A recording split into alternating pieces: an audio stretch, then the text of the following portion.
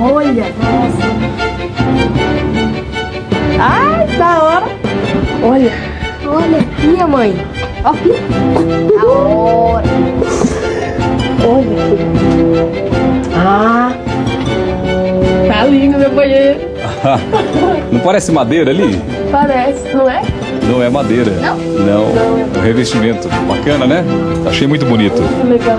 Bom, deixa eu primeiro falar aqui da Eternit. Mandou ótimos produtos para esse banheiro. Primeiro essa cuba oval, tá vendo? Por fora é chocolate, por dentro é creme. Linda, né? Olha só isso aqui. Já viram isso aqui já na TV? Eu vi. Você faz assim, aí você aperta, olha lá.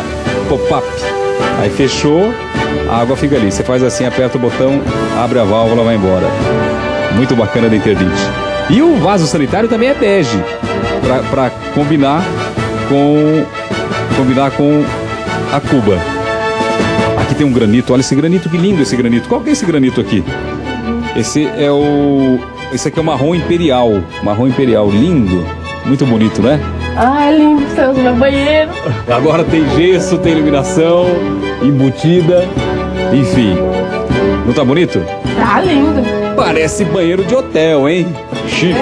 Hã? É mais chique de hotel, meu banheirinho. Tem box também. E olha lá dentro do banheiro, tem a ducha eletrônica da Thermosystem. Que com certeza vai deixar a sua vida e a dos seus filhos na temperatura certa. Tá vendo aquela hastezinha ali na ducha da Thermosystem?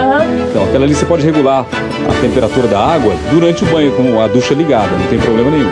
Você vai virando ali, ajusta a temperatura, aí você acaba economizando energia, né, amor?